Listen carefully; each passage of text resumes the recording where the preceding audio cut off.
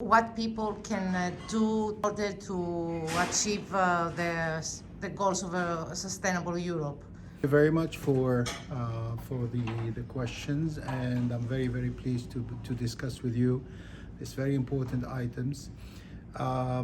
We are witnessing today a change of the worldwide situation, and no matter where we are living, Europe, Africa, Asia, we are all being affected by this change, and we are witnessing basically also the change occurring in our communities, in our countries, in our region, and throughout the world for that matter. So I believe the first thing that people need to do is increase the awareness that these changes are occurring. Second thing is that we need to understand how they affect us and what would be the best way to channel the changes and the energy they bring towards improving our living conditions, to improving our situation rather than negatively affected. And third, we need to have people engaged in the action. It is not acceptable anymore to say, well, it's not my problem, it's somebody else's problem, whether it's my neighbor or the next door country or the other continent across the sea. We are all affected, we are all part of the same equation, and we all need to pitch in and do our part. So again, if I just wanted quickly to say it, it is awareness, understanding, and commitment, engagement. And I think also we need to be aware of what could go wrong to make sure that it does not happen, to make sure that what I would like to happen in my community is also what I would like to ensure that it happens in the next neighboring community. The challenges that we are facing today are really across continent challenges. If you take, for instance, the climate change issue, no matter how hard you try to solve the problem in your country, if your effort is not shared and also coupled with efforts from other countries, other continents, nothing is going to change, and you will not succeed in preventing the negative influence or consequences of the climate change. So that's how I see it.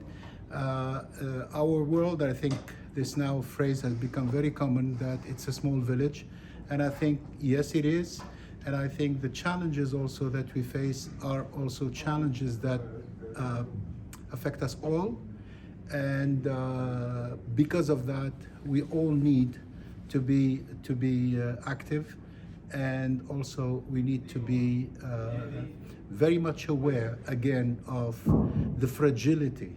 It's a very fragile situation, and we have no room for error anymore. Thank you. So what is your impressions from Estonia in the conference towards inclusive and sustainable Europe? I believe that Estonia is really playing a major role that goes far, far beyond the size of the country and maybe the means of the country itself. Of course, it is part of the European Union. It also has the capacity to garner support from other European countries, particularly the Nordic countries.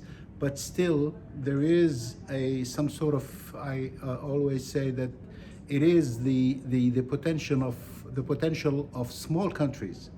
When they take an issue at heart, they can do a lot of things because they are aware of their size, because they are aware of their fragility, so they double their efforts and they usually succeed more than others.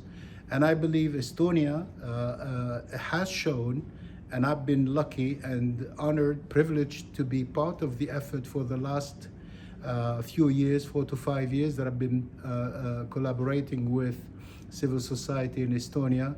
I believe that every time I come here, I see that there is more awareness, and this is due to a very large commitment from civil society in Estonia, and particularly the associations that I've been in touch with, working with.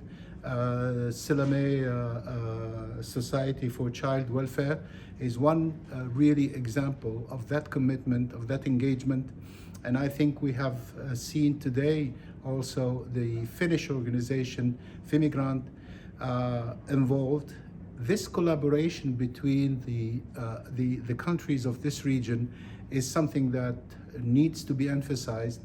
And if I take something back home from this conference, is that this is a positive pathway that we need to emulate, or at least the minimum would be try to learn from it.